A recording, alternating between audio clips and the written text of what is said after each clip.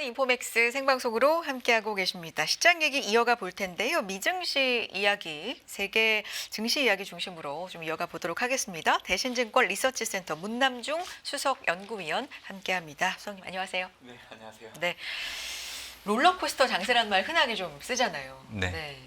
미증시 보면 그래요. 뭐 미증시가 또 영향을 미치는 세계 증시가 최근에 그렇고 중심 잡기가 상당히 좀 어렵습니다. 특히 이번 주 좀 그랬는데 어떠셨어요? 어떻게 보셨어요? 실물 경제하고 금융시장 간 괴리가 큰 국면입니다. 음. 그렇기 때문에 돌발 이슈로 인해서 증시가 큰 폭의 하락을 좀 겪을 수는 있지만 네. 결국 금융위기, 팬데믹, 전 세계적인 위기로 연결되고 있는 사항은 아니기 때문에 저는 여전히 미국 증시가 그동안에 이제 단기간 낙폭이 큰 부분들이 공포 심리를 유발하긴 했었지만 그래도 올해 연말까지는 기존의 추세, 그러니까 2023년도 10월 이후 형성됐던 상승 추세에 계속 수렴하려고 하는 그런 노력들은 충분히 가능하다라고 생각을 하고 있습니다. 그래서 저는 이번 주 월요일 날 4월 7일 특히 미국 증시를 중심으로 해서 이제 증시의 저점은 확인됐다라고 생각을 하고 있고요. 중요한 거는 이제 상승할 수 있는 모멘텀이 중요한 부분들인데 긍정적으로 해석할 수 있는 부분들은 결국 트럼프 대통령이 상호 관세를 90일 유예해 줬기 때문에 이 기간 동안에는 이제 증시가 하방 경직성을 높여나갈 수 있는 그런 보험 역할을 해줄 수 있다라고 그렇게 좀 보고 있는 거고요. 지금 75개국과 함께 상호 관세율을 낮추기 위한 물밑 협상을 진행 중이기 때문에 이 부분들이 언론을 통해서 전해질 때마다 하방 경직성의 보험 역할에서 벗어나서 증시가 좀 반격하면서 상승할 수 있는 역할을 해줄 수 있다라고 생각을 하고 있습니다. 그래서 저는 투자자분들이 정말로 이 주식시장에 투자를 할 때 하락에 대해서 좀 고민을 해야 되는 시점은 올해가 아니고 내년이라고 좀 생각을 하고 있기 때문에 올해 연말 아니면 내년 1분기 정도 때는 이제 내년 같은 경우에는 저는 좀 하락장을 염두에 두고 있는 상황이라서 그동안 일관되게 투자했던 주식에 대한 비중에 대해서 어느 정도 좀 줄여야 된다는 생각들을 가져야 되는 시기가 되지 않을까 생각하고 있습니다. 수석님은 이제 일관되게 미국 주식 걱정은 내년에, 그 시점은 내년이고 올해까지는 좀 견조할 것이다라는 의견 피력해주고 계시는데 말씀 중에 지금 실물 경제와 증시의 괴리가 크다라고 하셨던 부분은 지금 실물 경제는 괜찮은데 증시만 지금 이렇게 안 좋은 상황이 있다, 뭐 이런 얘기일까요? 그렇죠. 네. 사실 단기간에 S&P 500 지수가 고점 대비 22% 가까이 하락을 했거든요. 근데 이건 있을 수가 없는 일이죠. 그러니까 금융위기랑 팬데믹하고도 좀 비교를 해봐야 될 것 같은데 금융위기 때 같은 경우에는 사실 주택시장이 붕괴하면서 이로 인해서 수요가 줄어들면서 이제 디플레이션이 좀 나타났던 시기였고 팬데믹 같은 경우에는 뭐 다들 아시겠죠.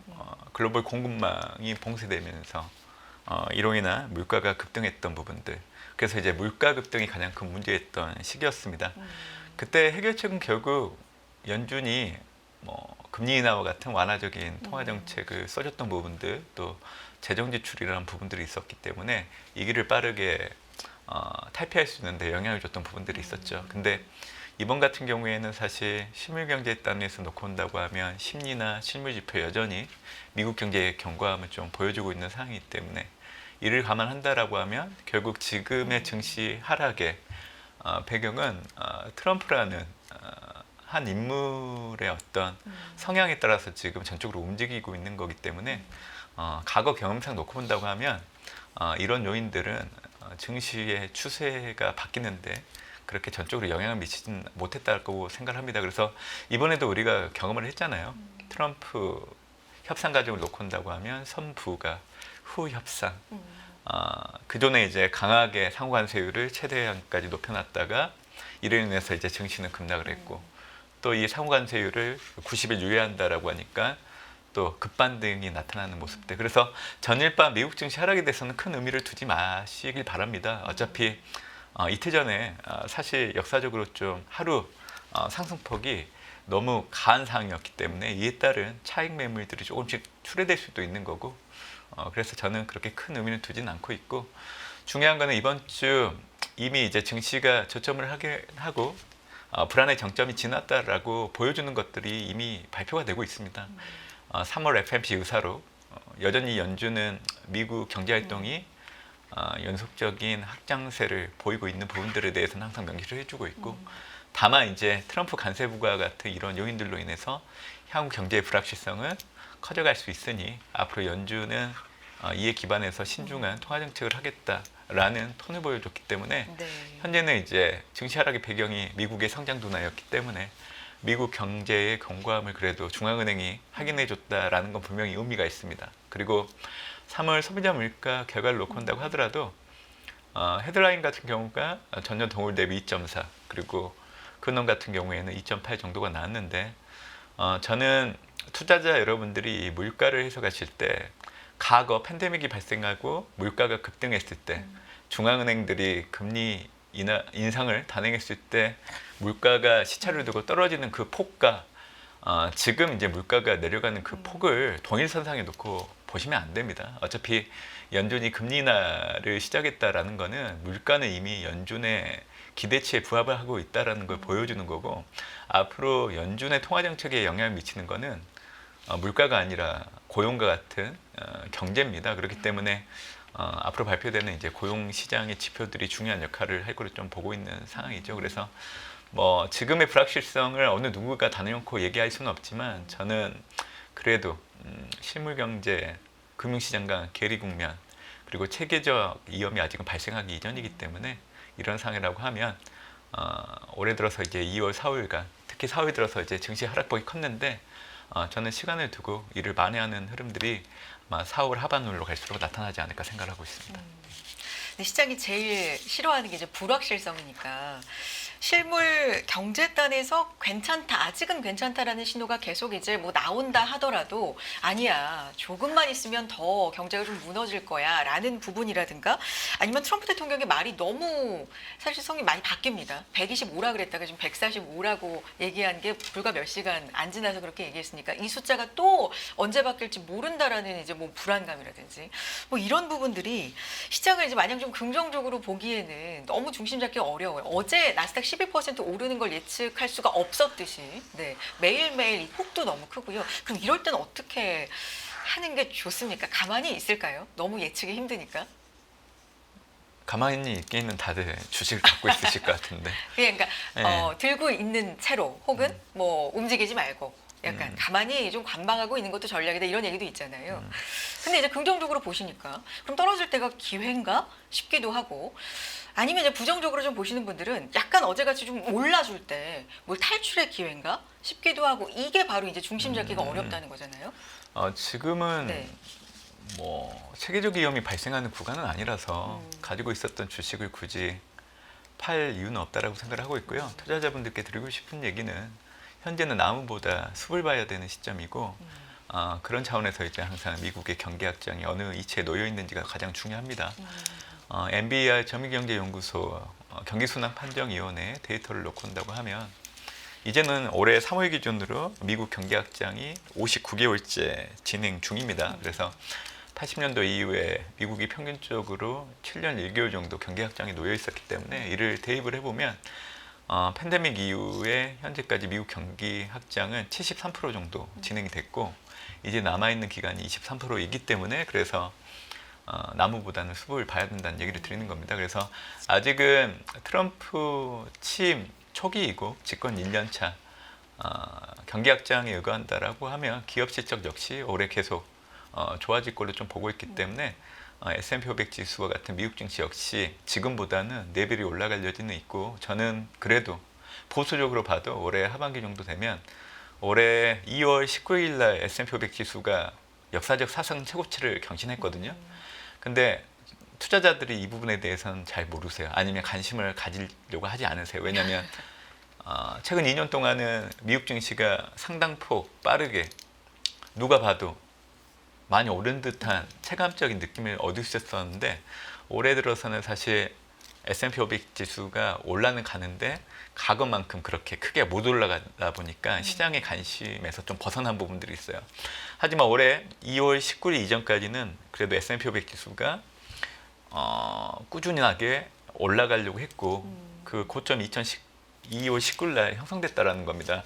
제가 이 얘기를 드리는 거는 지금은 미국 중심의 투자를 해야 되는 시점이고 최근에 증시 급락의 발단이 미국이었기 때문에 이를 해결해 줄 수 있는 국가 역시 미국 말고는 없어요. 그래서 미국 증시가 앞으로 올라가지 않으면 사실 나머지 국가들 특히 오랫동안 미국의 대미 무역 흑자가 높았던 국가들 같은 경우에는 경제 심리 그리고 투자 심리가 위축될 수밖에 없어요. 그 대표적인 국가가 일본하고 한국입니다. 그래서 저는 미국 증시가 상승을 해줘야 다른 타 증시 역시 깊은 계곡의 어둠 속에서 좀 벗어날 수 있는 경로로 진입할 수 있기 때문에 저는 여전히 올해 최우선 투자 국가는 미국이라고 그렇게 얘기해 드리는 거고요.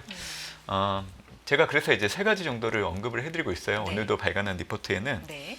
앞으로 이제 증시가 반격할 수 있는 그 세 가지 요인들을 얘기해 드렸는데 이렇게 주세요. 네. 첫 번째는 이제 물가 상승 우려에 대한 투자자 시각의 전환을 좀 기대하는 부분들이 있습니다. 트럼프의 관세부가 공급 측면에서는 수입 가격이 올라가기 때문에 당연히 물가가 상승할 수 있는 요인이 될 여지는 있습니다. 근데 중요한 거는 팬데믹 이후에 소비자들의 행태를 놓고 본다고 하면 가격 민감도가 상당히 높아졌기 때문에 가격이 올라가 버리면 수요가 줄어듭니다. 네. 물가에 영향을 미치는 것은 공급층 요인과 수요층 요인이 있는데 공급층 요인에서 아무리 물가 상승 요인이 커진다 하더라도 수요 측에서 만약에 사주지 않는다라고 하면 물가는 올라간다라고 가정하면 그 올라가는 그 시점이 계속 늦춰질 수밖에 없는 거고 또 실제로 이제 물가가 올라가지 못하는 경우도 발생할 수 있단 말이에요. 그래서 저는 이런 부분들에 대해서 투자자들이 좀 관심을 갖기 시작하지 않을까라고 생각을 하고 있기 때문에 투자자들의 시각 전환에 대해서 첫 번째 이유로서 좀 얘기를 해드리고 싶고요. 그럼 수석님 그게 좋은 거예요? 수요가 이제 위축될 수 있다는 거잖아요. 그래서 물가가 생각보다 좀 늦게 오르거나 뭐 안 오를 수도 네. 있거나 덜 오르거나 이럴 수 있다는 거죠. 그럼 그게 좋은 거예요? 안 좋은 거죠. 그렇죠. 네. 수요가 떨어지는 거잖아요. 근데 지금은 트럼프 관세 부과를 오로지 향후 물가 상승 이로 인한 스태그플레이션. 근데 스태그플레이션은 전 단계가 어차피 물가 상승이 나타나야 되기 때문에 지금 시장에서는 물가 상승을 염두에 두고 지금 증시의 혼란들이 나타나고 있기 때문에 저는 이제 그 대목을 좀 짚어드리려고 얘기 드리는 겁니다. 그리고 앞으로 미국 경제는 월간 지표 발표를 놓고 온다고 하면 전년과 비교했을 때 둔화될 수밖에 없는 그림이에요. 왜냐하면 미국 경기 확장이 73% 정도 진행됐기 때문에 앞으로 23% 정도 진행될 걸 염두된다라고 하면 기본적으로는 이제 2027년도 상반기 이게 앞뒤전으로 6개월 빨라지거나 늦춰진다라고 하면 사실은 내년 하반기 빠르면 미국이 경기 침체 들어갈 수 있는 시점이 될 수도 있는 거고 늦어지면 과거 트럼프 일기 행정부 때처럼 재정 지출에 따른 꺾이려고 하는 경기를 인위적으로 계속 늘릴 수도 있거든요. 그렇게 된다라고 하면 2027년도 하반기 정도까지 경기 확장을 늘릴 여지도 있죠. 근데 중요한 거는 이제 시간이 그렇게 오래 남지 않았다라는 겁니다. 그래서 트럼프 대통령 역시 기업인 출신이고 특히 친시장적 정책을 펼치는 대표적인 행정부를 보여줬던 사람이기 때문에 지금이야 뭐 증시의 하락 때문에 이제 트럼프 대통령이 주식시장을 비롯한 친시장적 정책들을 꺼내들지 않을 것 같은데라는 의견들이 있는데 저는 그렇게 보지는 않습니다. 네. 오히려 지금 당장은 아니고 내년 빠르면 하반기 때 진입할 수 있는 미국 경기 침체를 선제적으로 좀 대응하기 위해서 올해부터 이제 장기 금리를 낮추고 달러 약세를 유도하려고 하는 부분들이 있는 것 같아요. 결국 관세 부과는 사실 미국 세입에서 차지하는 비중이 2%밖에 안 돼요. 그래서 지금 상호 관세율을 가장 많이 올려놓고 교육국들과 상대를 한다라고 하더라도 세수에서 차지하는 비중이 그렇게 낮다라고 하면 큰 의미가 없어요. 그럼에도 불구하고 의미를 두는 거는 올해 연말까지 이제 감세 일자리 창출법이 이제 만기가 돌아오게 되죠. 근데 이를 연장하려고 하면 결국 이에 따른 재정 지출 부분에 대해서 대응할 수 있는 그런 보완책들. 그러니까 그 중에 하나가 이제 관세 부과이기 때문에 이걸 명목으로 계속 꺼내들고 있는 겁니다. 그래서 저는 우선적으로 이제 이 물가 상승을 바라보는 투자자들의 시각 전환을 먼저 얘기해드렸던 거고요. 네.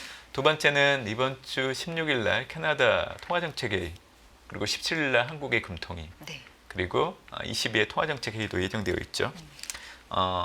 이 이벤트들을 얘기해 드리려고 하는 거는 결국 트럼프의 간세부가에 따른 부분들이 이제 상대 고위국들 입장에서는 경제 성장의 둔화로 이어지기 때문에 이를 케어하려고 하면 결국 재정 지출 확대나 완화적인 통화 정책을 빠르게 서두를 수밖에 없어요. 그래서 뭐 이번 주 예정된 뭐 캐나다, 한국 22 통화 정책 회의를 놓고 온다고 하면 사실 22는 금리 인하에 나설 확률이 가장 높은 대표적인 경우라고 생각을 하고 있지만 캐나다, 한국 같은 경우에는 금리 동결을 할 여지는 있지만 앞으로 남아있는 일정들을 놓고 본다고 하면 좀 빠르게 금리 인하를 도입하려고 하는 부분들은 좀 있는 것 같습니다.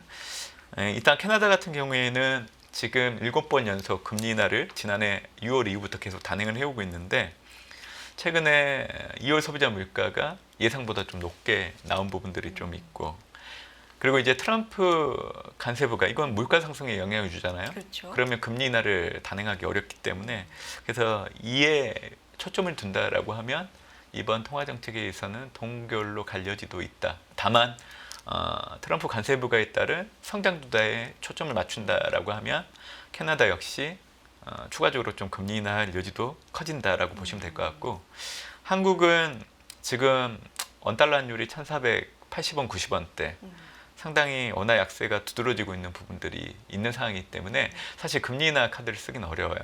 다만 우리나라가 올해 연간으로 잠재 성장률을 하회하는 실질 성장률이 예상될 정도로 현재 한국의 경기 성장이 녹록지 않습니다. 그래서 이를 넣고 온다고 하면 금리 인하를 단행을 해야 하는 게 맞는데 아마 고민이 상당히 클 걸로 좀 보고 있습니다.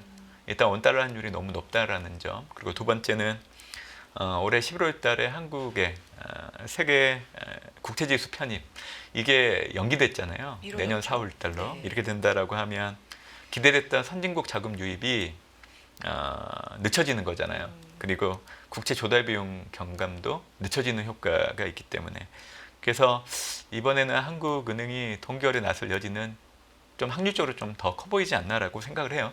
왜냐하면 이제 조기 대선도 앞두고 있는 상황이기 때문에 통화 정책에 대한 변화를 주기에는 또 어려운 부분들도 있기 때문에 22는 아까도 이제 제가 빠르면 금리 인하를 할 여지도 있다라고 얘기해 드렸는데 결국 트럼프 간세부가에 대해서 초점을 좀 최근에 좀 많이 두고 있는 것 같아요. 결국 22가 중심국인 독일 같은 경우에는 최근 2년 동안 역성장을 하고 있는 상황이라서 이런 부분들도 짐이 되고 있는 상황이고 또 트럼프의 간세부가가 물론 이제 중국을 상대로 강경하게 나오고 있는 부분들도 있지만 유럽 역시 상당히 강경한 대응을 나오고 있는 상황이기 때문에 향후 유럽의 성장 둔화에 대해서 상당히 불편하게 중앙은행 위원들이 생각을 하고 있는 입장이라서 아마 캐나다, 한국 20일 놓고 온다고 하면 20위가 좀 선제적으로 금리 인하할 여지가 있다. 근데 중요한 거는 앞으로 상대 교육국들이 금리 인하와 같은 완화적인 통화 정책을 좀 선제적으로 도입할 수 있다라는 부분. 사실 이것도 주식시장에는 긍정적으로 작용할 수 있는 여지가 있기 때문에 좀 얘기를 드리는 거죠. 그러면 연준풋을 소위 연준풋이라고 하는 부분을 이제 기다리고 있는 시장의 시각도 일부 좀 있는데 FOMC의 결정, 네, 연준의 결정은 향후 어떻게 보고 계세요? 제가 앞서서 이제 세 네. 가지 중에 두 가지 얘기해 드렸으니까 맞아요. 나머지 하나 이제는 이제 트럼프 달래기예요. 그러니까 지금은 네. 상호 간세율을 낮추기 위한 물밀 협상을 하고 있지만 결국에는 트럼프 달래기에 복격화되고 있는 국가들의 모습을 보여주고 있죠. 유럽 같은 경우에도 기존에는 260억 규모 달러의 어떤 보복 관세를 얘기하다가 지금은 이를 좀 낮추려고 하는 부분들 그리고 주주나 그리고 유제품 같은 거와 같은 일부 품목에 대해서는 또 이 보복 관세 품목에서 좀 제외시켜 주려고 하는 부분들이 있기 때문에 그래서 이 세 가지를 놓고 앞으로 증시가 불안의 정점에 지나서 상승할 수 있는 그 반격이 있다라고 얘기해 드리는 거죠. 세 가지 정리 지금까지 해보면 네. 물가에 대한 투자자들의 인식이 좀 변하는 부분 그리고 각국의 통화 정책들이 조금 완화될 가능성, 완화 방향 쪽으로 될 가능성 그리고 각국의 이제 트럼프 대통령 달래기 뭐 이런 부분을 좀 지켜봐야 된다 말씀 주셨고 FOMC 얘기, 좀 연준의 결정 이런 부분도 좀 주목이 됩니다. 이것도 좀 인사이트 주실까요? 연준은 올해 분명히 금리 인하를 단행하죠. 이게 되게 중요한 겁니다. 네. 금리 인하를 안 한다라고 하면 사실 지금의 미국 증시가 앞으로 좀 올라서는데 한 가지 요인이 제외되는 거기 때문에 부정적인 요인이긴 하지만 연준은 올해 3월 FOMC에서 수정 경제 전망을 통해서 분명히 얘기해 줬어요.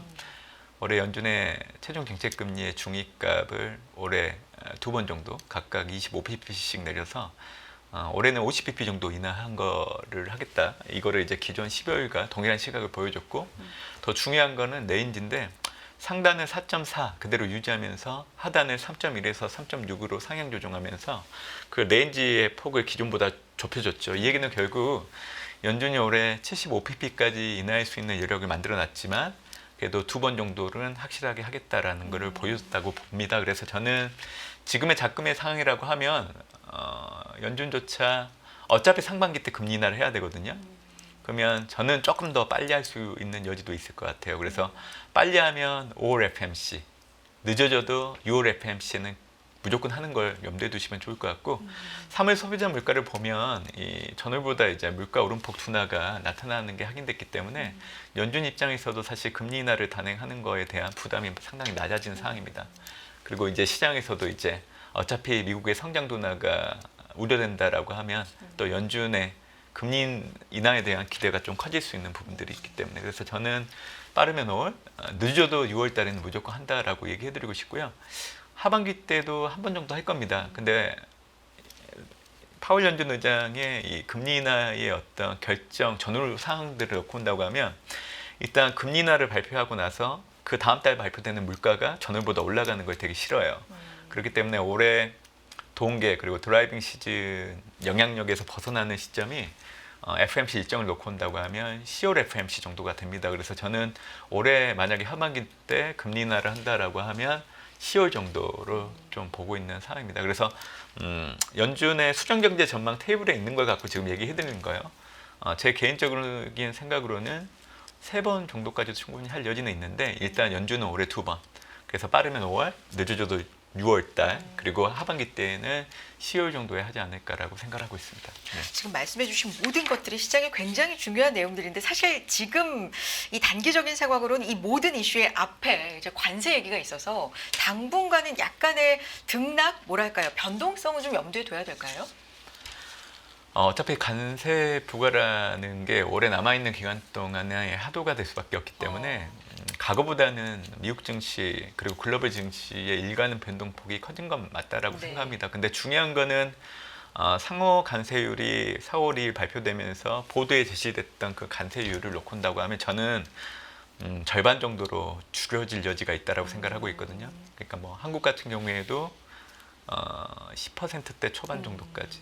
그러니까 모든 교육국들의 제시됐던 관세율이 50% 정도는 줄어드는 거를 염두에 두고 협상이 진행될 여지가 있다라고 보고 있기 때문에 네. 아마 시간이 지날수록 이 일간 변동폭도 좀 줄어들 거로 좀 보고 있고요. 올해 어찌됐든 연말까지는 미국 증시는 계속 올라가는 장을 좀 염두에 두시면 좋을 것 같다라고 생각을 드리고 있습니다. 알겠습니다. 여기까지 듣겠습니다. 대신증권 리서치센터 문남중 수석연구위원 함께했습니다. 오늘 말씀 고맙습니다. 네, 감사합니다.